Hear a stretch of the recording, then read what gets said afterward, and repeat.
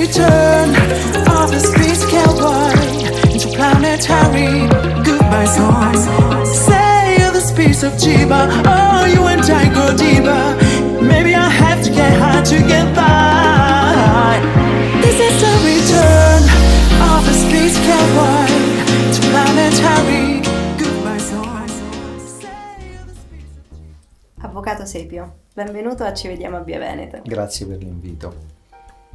La devo presentare perché insomma poi le domande vertono su quella che è il suo ruolo, quindi membro del Consiglio Nazionale del Terzo Settore e del Comitato di Gestione della Fondazione Italia Sociale e poi da diversi anni, molti anni, è editorialista del Sole 24 Ore per quanto riguarda la finanza e l'economia.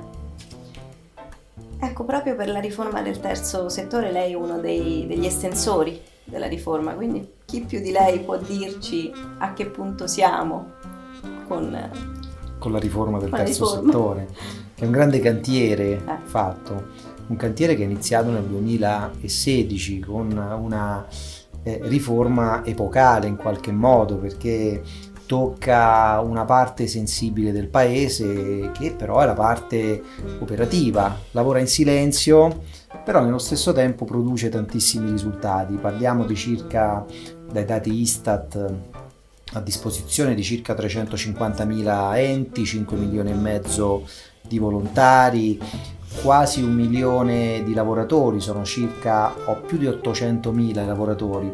C'è anche un dato che avevo sottolineato l'altro giorno: il 70% sono donne, a differenza del mondo industriale e dei servizi dove si arriva a sfiorare di poco il 40%, quindi c'è un tema importante. Tutto questo sfiora il 5% del prodotto interno lordo del paese, ogni punto del PIL sono 15 miliardi di euro ed era un mondo che non aveva, un riconoscimento giuridico. E finalmente con la riforma, con questo grande cantiere aperto nel 2016, abbiamo avuto il privilegio di far parte di questo gruppo di lavoro e ho coordinato in particolare tutta la parte della riforma riguardante la fiscalità e la finanza sociale, altri aspetti legati alle erogazioni liberali, raccolta fondi. E è evidente che questa riforma in qualche modo doveva intanto definire il terzo settore, era un obiettivo, perché se parliamo anche con chi si informa quotidianamente sui media e chiediamo che cos'è il terzo settore, si ha difficoltà ad individuarlo. C'è un pochino di difficoltà, ci aiuta. Sì. Il che non va bene, perché se diciamo chi è un volontario, allora il volontario lo si individua subito, magari qualcuno individua la ONLUS come acronimo, però il terzo settore in realtà è qualcosa che arriva dopo i primi due, e spesso si dice vabbè, ma quali sono i primi due settori? Dopo lo Stato e dopo il mercato. C'è un vasto mondo che si occupa dei bisogni, delle attività di interesse generale. La riforma ha ad oggetto questo. Peraltro il 2020 che è appena iniziato, dargli un riconoscimento, no? Mancava proprio di una definizione giuridica. Io spesso faccio una battuta anche nei convegni, si dice: ma che lavoro fai? Lavoro nel terzo settore. Ma perché non hai trovato un lavoro? Perché manca proprio un riconoscimento proprio sociale rispetto alla definizione di terzo settore. Quindi c'è bisogno di citarlo spesso. Cosa cambierà con questa riforma? Cambieranno tante cose, tantissime cose. Intanto ci saranno delle regole uniformi per tutti, perché il terzo settore va dalla piccola organizzazione di volontariato, dai 5-6 volontari si mettono insieme, alle grandi cooperative sociali con migliaia di dipendenti. È sempre terzo settore, perché il terzo settore in fin dei conti si individua per gli obiettivi. Gli obiettivi sono le cosiddette attività di interesse generale. Ma quali sono? Certo. La sanità, il sociosanitario, la beneficenza, l'istruzione, la formazione, sono tantissime attività. Lo Stato che cosa ha detto? Io ti elenco queste attività, se tu attraverso un'organizzazione non profit svolgi queste attività, ti premio con una serie di incentivi. E il problema è che questi premi, specialmente fiscali, cadevano un po' così. Poi lo dico sempre, fa più notizia la Guardia di Finanza che entra in un'associazione sportiva senza ordine, certo, che 1000 associazioni questo è vero, sportive. Questo è vero. E riguardo questi fondi, ecco, se verranno mantenute queste promesse fatte durante questi 3 anni, questi 3 lunghi anni, come ha detto lei, ci saranno dei contributi per queste realtà associative? Cambierà anche il modo di gestire i contributi. Oggi sono in qualche modo molto parcellizzati, distribuiti in tantissime realtà. Una volta definito quello che sarà questo nuovo registro che parte nel 2020, registro unico, giusto? Registro unico nazionale, l'acronimo è un po' infelice. 2020 adesso? Sì, adesso. Parte e l'ultimo documento, diciamo il documento finale, dovrà essere approvato dalla conferenza Stato-Regioni e da quel momento l'approvazione dovrebbe avvenire a febbraio, quindi adesso da quel momento passeranno 6 mesi per mettere in piedi questo registro che sostituirà tutti gli attuali registri. Quindi niente, da una tabula rasa e si riparte. Sì, perché qui in Italia poi ogni regione interpreta diversamente. Esatto. Queste povere associazioni impazzite corrono. Anche per regolare, no, i rapporti con le pubbliche amministrazioni vanno regolati e verranno regolati tutti nello stesso modo. Ci sarà registro unico nazionale, si chiama nazionale per quello. Oggi non esiste un registro nazionale e quindi ogni realtà territoriale può dare un'interpretazione diversa. Con il registro nazionale, un unico registro, soprattutto un unico acronimo, perché oggi ci sono le ONLUS, le ODV, le APS, ognuno appartiene a vari registri. Dice tu che sei, certo. Tu chi sei? No? Identificati nel terzo settore. E in realtà ci sono appunto gli ETS, enti del terzo settore, una targa unica, e all'interno di questi ci saranno delle specializzazioni. In fin dei conti sono specializzato nel volontariato perché svolgo un'attività all'esterno grazie al lavoro di volontari, mi chiamerò organizzazione di volontariato. Se svolgo un'attività verso l'interno, gli associati mi chiamerò associazione di promozione sociale, ma soprattutto ho visto anche negli ultimi periodi la grande novità è anche l'impresa sociale. Sì. Quando abbiamo chiuso la riforma nel 2016 in Italia c'erano 700 imprese sociali. Ora noi siamo un popolo di piccole imprese, siamo un popolo ma anche generoso tutto sommato, no? E allora com'è possibile? C'erano soltanto 700 imprese perché l'imprenditore sociale, che non è mai filantropo verso il fisco, semmai è filantropo verso chi ha bisogno, ha utilizzato altri canali perché l'impresa sociale non aveva dei vantaggi fiscali. Oggi vengono assegnati, quindi fare l'imprenditore sociale può essere un obiettivo, può essere anche un'opportunità, visto che in Italia, per esempio, le attività di interesse generale sono sempre più ambite, anche perché la popolazione invecchia, quindi specialmente dal punto di vista del sociosanitario, le attività del sociosanitario crescono, questo è un dato inevitabile, diciamo. A proposito di targhe e di nomi, di spot direi a volte, si parla tanto di Green Deal. Ecco, visto che lei è stato uno dei maggiori, insomma, ha partecipato a molte leggi in merito e anche ha parlato di economia circolare, è entrato nel merito dell'economia circolare. Volevamo chiederle un po' su questo aspetto, su questo mondo. Perché la parola green in questo momento va tanto di moda. Va di moda, i media. Va di moda, devo dire, sono ben contento di questo, va di moda il sociale, prima non ne parlava nessuno. E va di moda la parola green.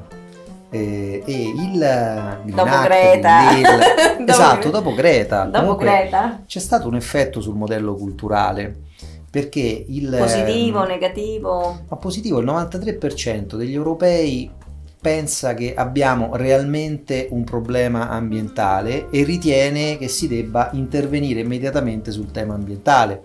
Non a caso il Green Deal prevede questi primi 100 miliardi di euro da investire appunto per arrivare fino al 2050 con un'Europa di fatto green, quindi a prova di sostenibilità, che è un obiettivo ambizioso. Voglio dire, poi ci sono paesi come la Polonia che ancora fanno un utilizzo del carbone abbastanza importante, quindi è chiaro, da un lato ci sono gli incentivi per l'eliminazione del carbone fossile, dall'altro c'è un incentivo per un utilizzo sostenibile. Se pensiamo che solo il 12% dei nostri prodotti, dei prodotti che consumiamo, sono riciclabili, vuol dire che possiamo fare tanta strada ancora, da questo punto di vista, tantissima. E su questo io ho avuto anche il privilegio nel passato, ma anche nel recentissimo passato, di collaborare poi alla produzione di alcuni testi, in particolare nell'ambito del codice del terzo settore ci sono alcune norme ad hoc proprio sull'economia circolare, e poi c'è un'altra norma su cui sono intervenuto come tecnico non in questa legge di bilancio, nell'altra, che è la norma antisprechi. Questo è importantissimo, e adesso se ne inizia a parlare, sì, devo dire di sì, sui giornali. Devo dire di sì, perché da un lato la norma antisprechi che cosa ti dice? Beh, se sei un'azienda e vuoi donare, in fin dei conti ti do un aiuto anche fiscale. Un conto è distruggere il bene, un conto è donarlo. Ma il paradosso qual è? Che quando mi sono ritrovato a scrivere poi materialmente questa norma, di fatto le norme fiscali, che sono ciniche, non c'è cosa più cinica del sistema tributario, questo lo possiamo dire in maniera puntuale, ti dicono che se tu sei una grande industria che produce beni, quei beni li distruggi, non paghi le tasse. Però se quel bene lo doni, siccome viene di fatto utilizzato, le tasse le dovresti pagare. E allora, per dare questa agevolazione, e questo si dice molto rispetto alla base di partenza del modello culturale, abbiamo dovuto equiparare la donazione del bene alla distruzione, proprio per dargli questo vantaggio. Significa che veramente c'è tanta strada da fare. C'è tanta strada da fare. Peraltro tra poco ma noi siamo indietro come paese rispetto... Ma indietro, guarda, abbiamo dagli ultimi dati 16 milioni di dichiarazioni dei redditi dove sia persone fisiche che persone giuridiche hanno donato dei denari, hanno dichiarato di aver donato, e questo è un dato importante. E quando abbiamo discusso sulla riforma ci fu la volontà precisa di fondare una parte della riforma sul dono, perché il dono arricchisce, no? Poi c'è, su questo cito sempre Stefano Zamagni, che per me è sempre un esempio importante nella differenza tra la donazione e il dono. La donazione è quando tu dai un bene a qualcuno, il dono è crei un rapporto interpersonale. Basandoci su questo modello qui, e tra poco uscirà un decreto, è imminente la pubblicazione in Gazzetta Ufficiale di questo decreto sull'economia circolare, che ti dice questo, che riguarda tutti i cittadini. Ma io di fatto, se dono 100 euro ad una Onlus, mettiamo, e ho un incentivo fiscale su questi 100 euro, ma se io esco di casa, vado al supermercato, compro un bel pacco alimentare che vale 100 euro, prendo la macchina, vado presso la mia Onlus, suono e dono questo pacco alimentare. Cinicamente, per il sistema economico fiscale, sempre 100 euro sono. Ma quanto vale quel gesto in più? Ho creato una relazione, ho visto in faccia il soggetto che poi utilizzerà quel bene, e allora sulla base di questa filosofia, tra pochissimo, penso entro la fine del mese, dovrebbe andare in Gazzetta Ufficiale questo decreto che ti dice, e l'abbiamo fortemente voluto anche come tecnici, ma anche... Ora capisco perché scrive per il Sole, almeno è un po' più chiaro delle tante...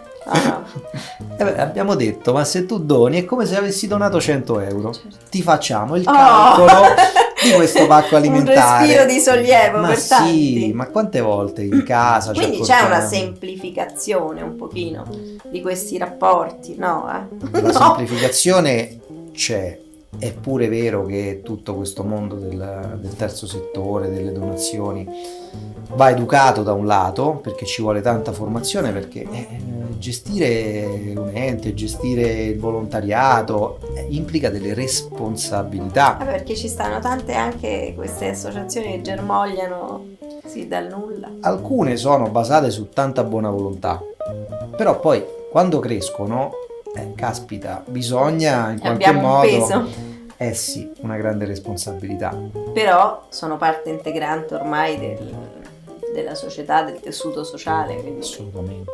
Senza, io vedo anche per mia esperienza personale, gli enti locali, senza le organizzazioni di volontariato, gli enti del terzo settore, non potrebbero davvero svolgere un'azione nei confronti del bisogno, pure perché ti permettono di intervenire sulla singola persona. È un'integrazione importante. È un'integrazione importante, assolutamente sì, questo lo condivido in pieno. Un'altra legge importante cui ha contribuito in maniera fondamentale è quella che riguarda i disabili, dopo di noi, la cosiddetta legge dopo di noi. Beh, quella è, diciamo, una norma a cui sono molto legato, è una norma che racconta già nel titolo quello che è l'obiettivo: permettere alle persone con disabilità di poter in qualche modo gestire il proprio futuro anche quando verrà meno l'assistenza genitoriale o parentale. Spesso quando muoiono i genitori Questo o è muoiono... fondamentale, devo dire, per molti, perché i disabili sono... È molto complesso, ma è complesso, ma anche questa è una modifica culturale del modello culturale. Ho avuto la fortuna di sperimentare questo progetto prima ancora dell'uscita della norma ad Albano Laziale, dove c'è questo gruppo appartamento, si chiama, dove vivono ormai da tempo 4 ragazzi con disagio mentale, e li abbiamo tolti dalla struttura sanitaria dove erano ospitati, quindi, anzi questo lavoro è stato fatto insieme alla struttura sanitaria. Però erano in ricovero lì. Erano in ricovero, una concezione completamente diversa. Il modello è di inclusione, quindi loro vivono in un appartamento con gli assistenti sociali che ogni tanto svolgono una funzione, con un assistente sempre presente, e il bello è che loro la mattina vanno al lavoro, inizialmente lavoravano in una grande industria a Pomezia, una catena di montaggio. Adesso grazie al lavoro dei volontari siamo riusciti a collocarli in un'altra piccola impresa che è lì poco distante, prendono uno stipendio e vivono una vita normale. Ma io spesso qualcuno mi dice: ma che cos'è il dopo di noi? Il dopo di noi io l'ho capito realmente una volta. Mi trovavo transitare sul campo, mi trovavo con la mia macchina sul corso di Albano Laziale, e proprio sul corso c'è questo gruppo appartamento dove vivono questi ragazzi. Io li ho visti, loro mi hanno visto chiaramente, li ho visti, sono scesi, parlare nel bar sottostante l'appartamento con altri ragazzi, socializzare e vivere la normalità. Quello è il dopo di noi. Tecnicamente è quello. Lì poi si capisce veramente. Chiaro che non vale per tutti, perché ci sono anche delle disabilità gravi, disabilità gravissime, però intanto era un segnale sul disagio mentale. Sono disabili, insomma, medio gravi. Assolutamente sì, e l'intervento cambia in funzione del tipo di questo è ovvio. Chiaro. Però mi ha fatto un po' piacere da questo punto di vista vederli lì. Poi gli ho chiesto: ma che facevate? No, ma siamo scesi, siamo andati sotto a parlare perché conosciamo, perché poi ormai lo sanno tutti che vivono nell'appartamento sopra, e quindi c'è stata un po' anche una partecipazione dei cittadini rispetto a questo progetto. Alla fine è stato adottato, se vogliamo dirla così, anche dai cittadini. Questo è un po' il senso. L'ha citata lei, la città di Albano Laziale. Penso che insomma gran parte delle sue sperimentazioni poi hanno contribuito a leggi importantissime, quindi ritengo che sia molto legato al territorio che insomma è nato lì. Lei è nato lì ed è amministratore. Sì, questi anni di esperienza sul campo, perché poi serve anche quello, mi hanno portato ad avere una maggiore consapevolezza, perché poi quando si redige un testo cinicamente tecnico, e poi bisogna avere davanti anche le persone su cui si può fare, si può fare in concretamente, si può applicare. Esatto, ma quella è la grande sfida, poi applicarlo prima e poi arrivare alla norma. E tante cose abbiamo sperimentato all'insaputa dei cittadini, poi ne hanno beneficiato ovviamente in maniera evidente, però abbiamo sperimentato molto e molto continuiamo a sperimentare. perché poi c'è anche un territorio che nel momento in cui si forma su questi temi e ha una grande sensibilità, chiaramente sono persone che aiutano questi processi di sviluppo. Da una parte le metto la città di Albano, dall'altra Roma. Albano, immagino i suoi affetti, insomma il territorio che l'ha vista crescere. In Roma, presente, dove sono stato adottato, perché io ho cominciato a lavorare a Roma subito dopo, ho studiato a Roma ovviamente, mi sono laureato e ho cominciato a lavorare immediatamente a Roma, quindi anzi il mio primo lavoro era non lontano dalla stazione Termini, quindi mi ricordo questo passaggio con il treno da pendolare, quindi conosco anche tutti i percorsi dei pendolari. Anche lì ha sperimentato sul campo. Sì, anche gli orari ho sperimentato, perché poi sai, gli orari di uno studio legale non sono sempre compatibili con quelli del treno, specialmente per il ritorno, e mi sono ritrovato spesso senza treno, ecco, però questo fa parte del percorso. Poi coniugare i castelli romani e la socialità dei castelli romani con le grandi opportunità che dà una capitale europea come Roma, sicuramente è un aspetto importante che stimola anche. Quindi inclusione o due realtà distinte? Ma sicuramente inclusione, Grazie avvocato. Grazie per l'invito. This is the return of the space cowboy into planetary goodbye songs. Say you're the space of Chiba, oh you and I go deeper. Maybe I have to get high to get by.